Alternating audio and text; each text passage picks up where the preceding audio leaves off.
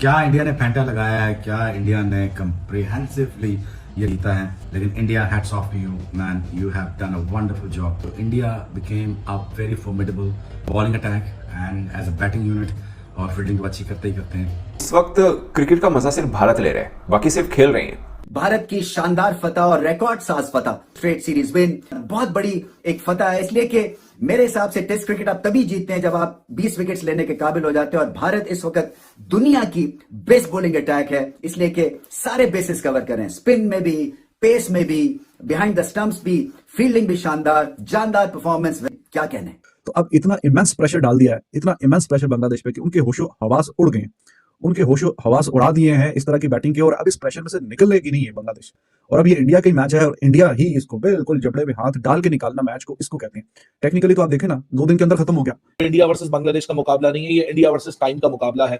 India ने time को defeat कर दिया, एक ऐसे टेस्ट मैच में विक्ट्री हासिल करने का जिसको डे 3 के इख्तिताम पे कहा जा रहा था, तो डलनेस का शिकार हो चुका है। रोहित शर्मा ने अपनी रिलेंटलेस और स्ट्रेटेजिक थिंकिंग और कप्तानी के थ्रू ये पॉसिबल करके दिखा दिया कि भाई साहब, अगर 2 दिन आपके पास बचे तो हम 1.5 दिन में भी जीत सकते हैं। उन्होंने जिस तरीके से इस मैच को अपनी तरफ लेकर आए हैं, ये सिर्फ और सिर्फ इंडिया कर सकता था, ये कोई और नहीं कर सकता था। ये बोलने पे हम मजबूर है, हमें बोलना पड़ेगा, ये सिर्फ और सिर्फ भारत की टीम ही कर सकती थी और कोई टीम नहीं कर सकती थी। तो मुझे लगा कि इंडिया ने ठीक ठाक किस्म की फेंटी लगाते हुए और कॉन्फिडेंस को बूस्ट करते हुए हाईली कॉन्फिडेंट टीम बनते हुए जा रहे हैं इनके। तो कप्तानी रोहित शर्मा की इंप्रूव हुई, 1.5-2 साल से घुमा हुआ रोहित शर्मा अभी प्रेजेंट है, और बेहतरीन मैनेजमेंट के साथ उनकी मैनेजमेंट और कैप्टनसी दोनों मिलकर बेहतरीन फैसला कर रहे हैं। आ रहा हूं कि इस बांग्लादेश की टीम का और इस इंडिया की टीम का एक भी कोई खेल का ऐसा सेगमेंट नहीं है कि जिसमें कोई मुकाबला नजर आ रहा हो।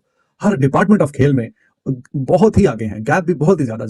इंडिया हैज आपसे, और ये T20 वनडे टेस्ट हर फॉर्मेट के अंदर दुनिया के हर टीम के खिलाफ, दुनिया के हर कोने में जाकर ये टीम इंडिया प्रूव कर रही है। सब कहते थे कि ये घर में बहुत अच्छा खेलते हैं, मगर अब तो ये हुआ कि ये घर के बाहर भी अच्छा खेलने लगे, और घर के अंदर कैसा खेलना है ये सबको भारत से सीखना होगा, और शायद हमें तो बहुत ज्यादा सीखना होगा, क्योंकि हम लगातार अपने घर के अंदर हार रहे हैं। 2 बरस हो चुके हैं हम जीते ही नहीं है, 2 बरस हो चुके हैं, और भारत को बरसों हो गए अपने घर में कभी हारे हुए को।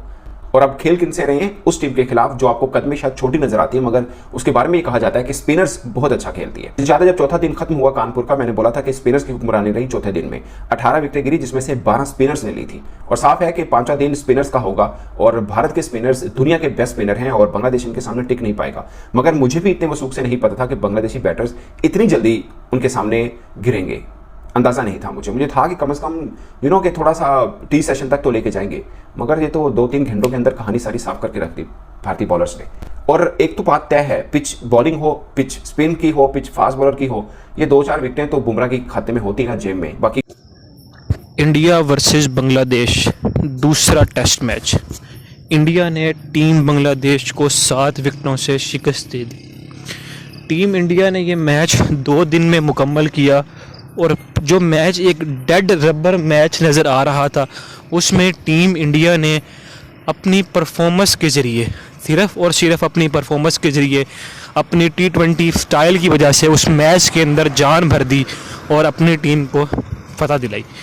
इस मैच में यशस्वी जायसवाल, शुभमन गिल, ऋषभ पंत, जसप्रीत बुमराह, रवि अश्विन और रोहित शर्मा जैसे बैट्समैन टीम इंडिया को मिले, जिन्होंने बहुत ही अच्छी बैटिंग करते हुए टीम को फाइनल मुकाम तक पहुंचाया। और जो हमारे पास जसप्रीत बुमराह थे, उन्होंने भी बहुत ही अच्छी बॉलिंग की। रविंद्र जडेजा ने एक रिकॉर्ड अपने नाम किया कि वो 300 विकेटें लेने वाले पहले ऑलराउंडर बन गए।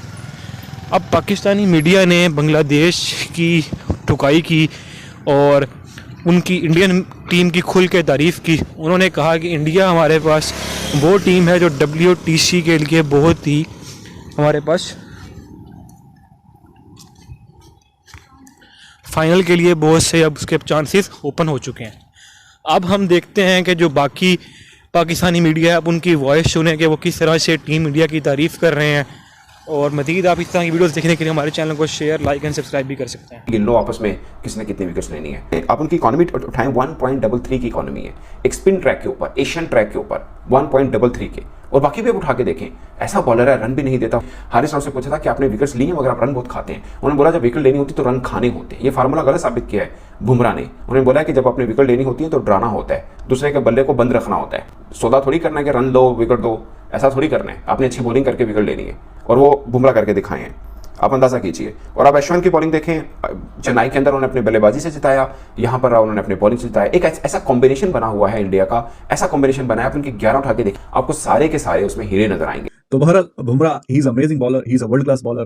तो रेत की दीवार बांग्लादेश की बैटिंग ये इंडिया के सामने रेत की दीवार साबित हुई है और बिल्कुल ऐसा ही है। इसी पहले सेशन में सारी बाकी की जो 8 विकेटें वो हासिल कर ली हैं।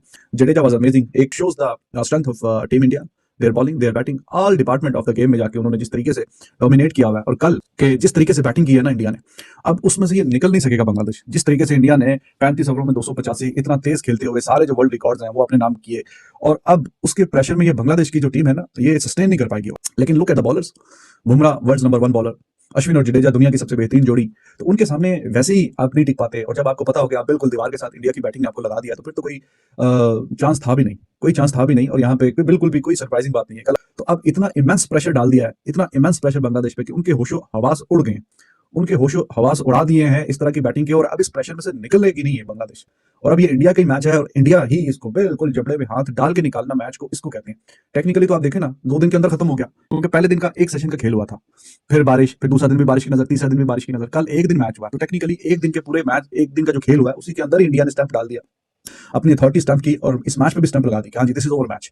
तो 15 सेशन में से सिर्फ 6 सेशन चाहिए थे इंडिया को कि बांग्लादेश को 2 बार आउट भी करे और फिर मैच भी बिल्कुल जीतने के बिल्कुल करीब आ जाए। कोई कंपैरिजन है, कोई मुकाबला है किसी भी हवाले का, बॉलिंग का, बैटिंग का, स्पिन बॉलिंग का आ रहा हो इस बांग्लादेश की टीम का और इस इंडिया की टीम का? एक भी कोई खेल का ऐसा सेगमेंट नहीं है कि जिसमें कोई मुकाबला नजर आ रहा हो।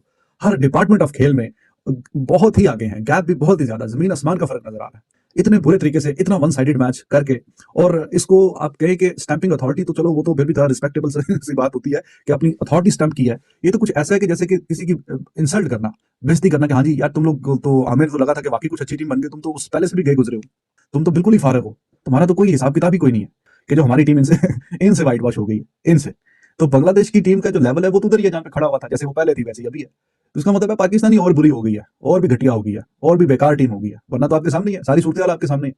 वो ये बांग्लादेश जो यहाँ पे बिल्कुल उसका बुरा हाल हुआ है, absolutely clueless. India versus Bangladesh का मुकाबला नहीं है, ये इंडिया वर्सेस टाइम का मुकाबला है।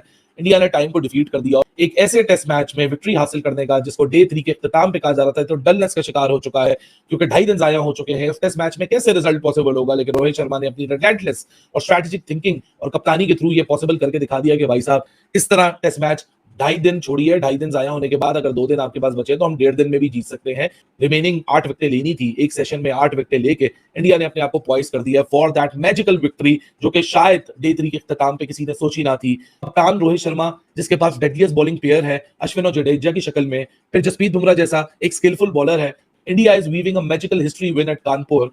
ये जो बॉलिंग अटैक है भाई साहब, this will sneak in, this will make your life hell. India has absolutely wreaked havoc on Bangladesh. पहले सेशन के अंदर जो कहा था वो ये लोग करके दिखाते हैं, क्योंकि इन्होंने जीतना होता है ना।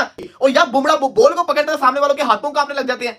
देखा है, नोट किया, इस मेहदी हसन मिराज जो बुमराह के हाथों आउट हुआ उसके खिलाफ जिसे कहते हैं ना, वो मेहदी हसन मिराज पाकिस्तान को कैसे मार रहा था, उसने हर इनिंग्स में 50 स्कोर किया क्योंकि उसको डर नहीं था। लेकिन जैसे ही बुमराह आया उसको डर लग गया, तो उसके पांव कांप रहे थे। बुमराह किसी के पल्ले पड़ता ही नहीं है। बुमराह अगर स्लो वन भी ऐसे फेंक देगा ना, उसका खौफ ही इतना होता है सामने वाले के ऊपर कि उसके डर के मारे उसको हिट कर ही नहीं पाता वो, और आउट हो जाता होता है। ये है बुमराह रियल, जो कहते हैं ना टेरर, किसी बॉलर का टेरर होना, वो होता है जिसको कहते हैं ना बुमराह का। दिखाया उसने, 3 विकेट लेके गया बुमराह। ये प्रेशर था जो इंडियन बॉलर का खौफ था, जिसने आज बांग्लादेश को मरवाया। शाकिब को तो क्रिकेट खेलना ही भूल गई है, ये सीधा कैच दे रहा है। ये टेरर है, इंडिया का टेरर आया हुआ इनके ऊपर, साफ दिख रहा था इनके बॉलर्स का। उनको पता था कि हम नहीं जीत सकते, हम नहीं सर्वाइव कर सकते, वो आउट हो जा रहे थे। और वो हमें शो करवा रहे हैं। वो जो उन्होंने एड बनाया था ना इनके ब्रॉडकास्टर ने कि बदला लेना, हमारा बदला लेना, इंडिया करेंगे, हम इंडिया करेंगे, याद आया वो एड जिसको कहते हैं ना हमारी एक तरह से तौहीन थी, लेकिन उन्होंने पूरा का पूरा बदला हमारा ले लिया। ये होती है क्रिकेट, इसको कहते हैं क्रिकेट। ये जो ब्रांड ऑफ क्रिकेट खेल रहे हैं, इसको आप लफ्जों में बयान नहीं कर सकते। ये अनडिस्क्राइबेबल ब्रांड ऑफ क्रिकेट खेल रहे हैं कि आप इसको क्या नाम दोगे।